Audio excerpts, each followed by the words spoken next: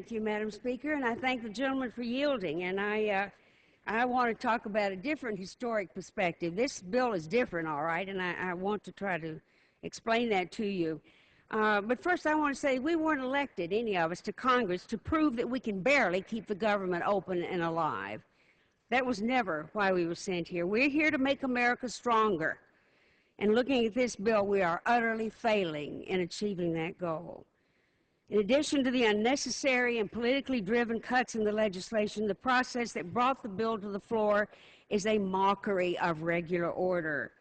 Never before, again, let me say, in the history of our nation, has this rule, what we're doing here today are 3 bills under one rule. You think we're going to vote for one, that would be the budget for the remainder of the year, but there are 2 other bills here to be voted on that I think you might be surprised at.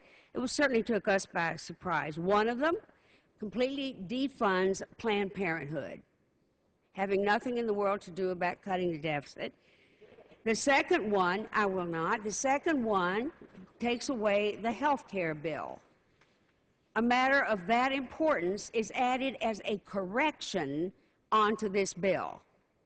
What they said they'd like us to do is correct legislation that has not even been passed. That takes a lot of imagination.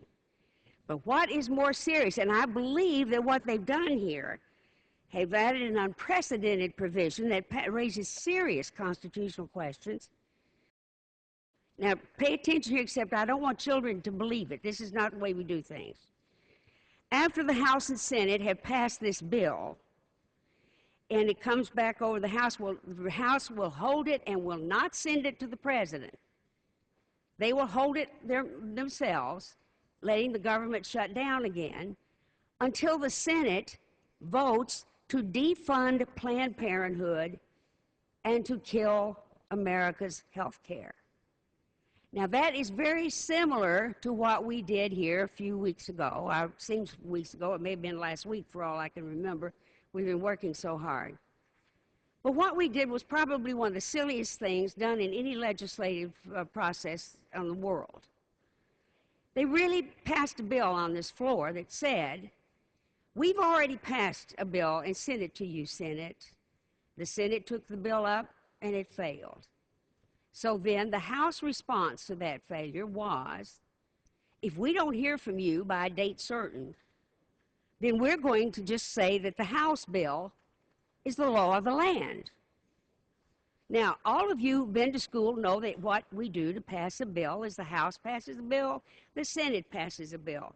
If necessary, a conference committee reconciles the 2 bills, makes them the same, and it requires the President of the United States' signature to make a bill.